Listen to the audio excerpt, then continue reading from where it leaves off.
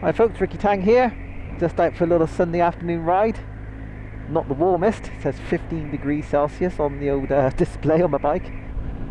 But I wanted to have a little catch up with you folks as well, because it's been a while since I've chatted to you lovely people. I'll take this opportunity to welcome all my recent subscribers. Not that I've had a big growth spurt or anything, I haven't, but welcome anyway. Thank you for everybody who's subscribed to my channel, who's liking my videos. So even if you haven't subscribed, but you are a regular viewer, well, A, please subscribe, B, thank you still. My content has not been fantastic recently, unless you like track days. I've done a couple of track day videos, but not an awful lot else.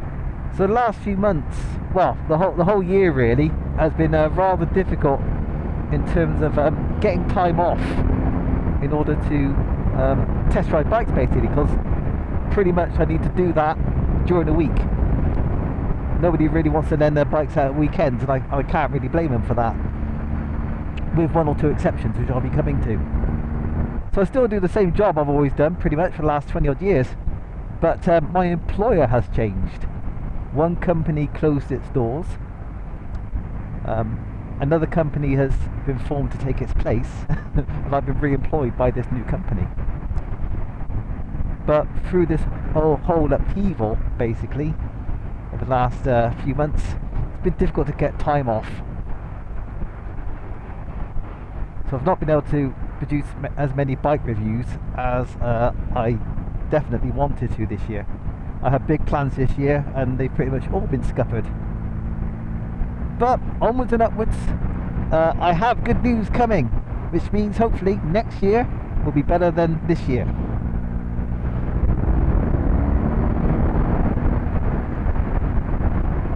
Two pieces of good news, basically. Good news number one, I've managed to rekindle my relationship with Completely Motorbikes. Basically, there was a communication breakdown between us. That's been cleared up now, and they're still happy to allow me to ride their Yamahas in their Gloucester dealership, and also Kawasaki's, because they've taken the Kawasaki franchise from Fraser's of Gloucester. But I'm still working with Fraser's in terms of riding other brands. So with Completely Motorbikes, yes, probably not this year now, but going into next year, be riding Yamahas and Kawasaki's. Now on top of that, just around the corner from the kind of combined building where Kawasaki's and Yamahas are sold, Completely Motorbikes actually sell MV Augustas. So I went around there as well on a recent open day, and I introduced myself, had a little word, kind of explained that I'm already riding demo bikes just around the corner, and basically they are also happy, MV Augusta, to let me ride their demo bikes, which is fantastic. So again, probably not this year, but certainly going into next year, expect to see me on one or two MV Augustas. I'm really looking forward to that. I've never ridden an MV. So just when I was thinking the amount of shops I was going to be able to work with going forward for my bike reviews was shrinking, they're actually starting to expand.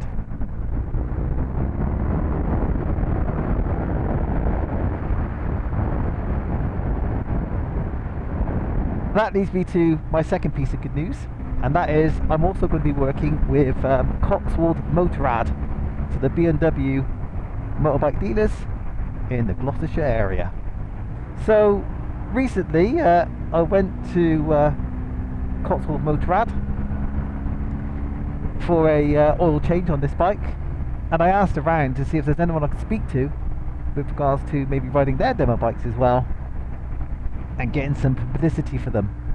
And eventually I managed to speak to Alex, the sales manager, and it turns out that he is keen to get me on board. I previously left my business card there, which I printed out from home. Yeah, he'd seen my videos, thinks I come across in a professional manner. I don't know how that happened, but he thinks I'm informative, all the good stuff basically. Apparently he's happy to have me ride his motorbikes and make some more review videos, which is fantastic. That gets me BMW bikes close to home, Now this doesn't mean an end to my relationship with Lind, unless they want it to end, but it just gives me more opportunities of riding motorbikes at a time to suit me and the bike shop in question. And the relationship with Cotswold Motorrad actually started yesterday because I took out the massive BMW K1600 GT SE, the 6-cylinder 1.6 pannier laden Uber Tourer. So expect a review video on that bike in the coming weeks. So I think at this point what I'd like to do is list all my motorcycle retailer partners that I'm working with. And I've got to say I'm very proud of what I've achieved so far in my YouTube career. So I am clearly still very much small fry in the YouTube moto vlogging motorbike reviewing world, but hopefully when spring comes next year I can start to go on the up and up. I've got you know, a couple of more bike shops that I'm working with. The number of reviews I can produce will increase. Hopefully the number of viewers will increase. You guys will hopefully help me spread the word. If enough people like what I do, then the channel will keep growing. And you guys are here at the beginning of this little community. Now, I don't know if the Hero 10 is pointing down far enough. I'm not going to move it because I might not get it back into a good position. The GoPro Max might see it, but the Wunderlinq's gone. The sat-nav preparation bracket has gone. What's happened? Well, the Wunderlinq actually is still on the bike. It's under the tank. So the thing that concerned me was that I used a magnetic mount on that phone in conjunction with my standard phone case, the phone case I used to just slip my phone in my pocket. And so with the phone on the bike in that case, it wasn't very weather resistant. So I thought I had one choice, and that would be to buy a waterproof case for the phone to be used on the bike, and then buy another adhesive backing mount so I can use it with a magnetic mount on the Wunderlinq. Oh, I know, it's boring. But I decided things were just going to get too bulky. I'd have the sat-nav prep, I'd have the Wunderlinq on top of that, I'd have the magnetic mount on top of that, I'd have the phone inside a waterproof case on top of that. I just decided there was just too much going on, and potentially a camera as well from doing some vlogging.